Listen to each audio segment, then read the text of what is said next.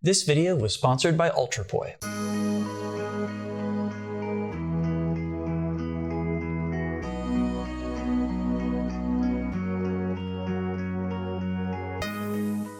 Without a doubt, it's my favorite contact poi trick, the folding line. Drex here from DrexFactor.com, and today we're going to dive into the trick that made me finally want to learn contact poi. Before we dive in, I just want to give a shout out to the friends of the channel. Big thanks to Dark Monk, Flow Toys, Pyroterra Light Toys, LMF Props, Spinballs, and Ultrapoi for helping to make the videos on this channel possible. You can learn more about all these amazing companies and the work they're doing to support flow artists like yourself by checking out the links that I've got down in the description of this video. So if you haven't already, I highly recommend you check out my videos on inner and outer forearm rolls because they're about to become really important. Folding lines are nearly impossible if you don't have both of these tricks already under your belt. I'll go ahead and link to them in the cards as well as down in the description. Cool, so let's start off by talking about what folding lines are and what makes them different from other contact poi tricks. Both the inner and outer forearm rolls have a couple things in common. They involve rolling the poi head across the body between two joints for a single beat before letting the poi head roll off and return to regular spinning. Folding lines are part of a class of contact poi tricks that I like to call compound paths. The theory here is that you let the poi head roll across multiple segments of the body for 2 or more beats. This can mean transferring the poi between 2 different limbs, or in the case of the folding line, shifting the same body part to create additional surface for the poi to roll across. Folding lines are also unique because they shift the plane that the handle and tether are spinning in back and forth on different sides of the body, like a body tracer. So with that groundwork laid, let's talk about how you can perform a folding line. I'm going to have you begin with your poi head in the palm of your hand, spinning the tether reverse, like we do for inner forearm rolls, with your arms straight out to the side. You'll release the tether as the handle points straight up towards the sky to initiate the roll. The poi will roll back toward your elbow, and when it reaches this joint, you'll do something a little different. Swing your forearm out and around till it is parallel with your chest and pop your elbow slightly away from your body. This will begin bending the plane of the tether around to put it in front of your body rather than behind. Let the poi head roll from your elbow to your hand and catch it in cradle with the tether wrapping down and around between your index and middle fingers. Cool, huh? Now let's take a look at some spots where things can go a little bit wrong. First up, I cannot emphasize enough how much it helps to think of this move as being a body tracer.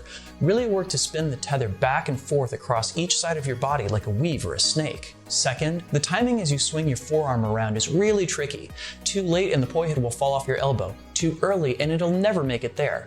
Work to find that Goldilocks zone where you can keep the poi balanced on your elbow until the forearm swings around. And of course, one of the great things about folding lines is that they work both ways. Remember how we caught the poi head in a cradle at the end of the folding line? Well, this means that we can initiate a contact roll with it going back the other direction. As the tether spins around under your arm, line it up to tap your elbow joint and give it a flick once it points back down towards the ground to initiate the roll. This will start an outer forearm roll, and once the tether reaches out past your elbow, swing your forearm out around to your side and switch the tether over to spinning behind your body rather than in front. The head should transfer around to your inner forearm and roll out to your palm. So this means that you can just go straight back and forth, folding in and across yourself, and then back out to an open position. Again, it is going to be so important that you treat this like a body tracer. The fold back out didn't really click for me until I noticed this. Getting the handle and tether around back behind yourself is the key to completing the fold out. The switch is as important to getting this move as mastering forearm rolls are. So purely just because I like the entry so much, one of my favorite variants on this trick is what I like to call the infinite fold. If you start from an isolated throw, you technically enter this trick from an outer rather than inner forearm roll. This means that you switch from outer roll to outer roll, and that technically you can keep on doing this forever. You just keep turning your body in the same direction. Clearly, both of these take some work and time to get down, but as you're doing the work, I'd love to show you some other possibilities for compound paths. Rather than swinging your forearm around in front of you, you can instead touch the fingers of your opposite hand to your forearm just past the elbow and transfer the poi from one arm to the other. Because you can do this without moving your body, it takes a little extra effort to get the tether to switch planes, but otherwise it's a pretty short walk from what you already know. Another version keeps the poi tether in the same plane for the entirety of the roll. It starts by wrapping the poi around the elbow of the opposite arm. Flick the tether down and around and touch your fingertips to each other. You'll probably need to move your forearm slightly to the side to help complete this roll, but you should find that you can roll the poi for 2 beats before catching it on the opposite side. Pretty wild, right? There are tons of other options out there. Do a little bit of digging for yourself, and you might even come up with a compound path that nobody has committed to video yet. When it comes to doing folding lines, I find it's really essential to have the weight and length of the poi dialed into something that is comfortable and easy to manage. And I was really surprised when I got these orb poi from Ultrapoi that the weight and length were already perfect for what I was looking for.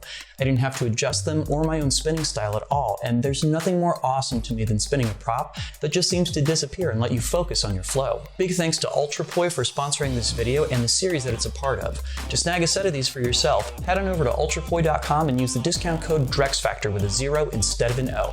Find out why I've enjoyed using these so much. I first saw folding lines being done in Surreal's old Manapoi video, which is sadly no longer accessible on YouTube. What was the first contact poi trick that you ever saw? Let me know down in the comments. If you dug this video, please make sure to hit that subscribe button and ring the notification bell to guarantee that you'll get to see my latest videos when they get published. And finally, a shout out to my awesome supporters on Patreon. They are the reason that this video and all the videos on my channel exist. If you'd like to sign up to support the work that I do, then please head on over to patreon.com/DrexFactorPoi and sign up. You'll get access to all of my videos before the rest of the world, plus great exclusive content, and a vote in what topics I tackle in the future. Thank you so much in advance.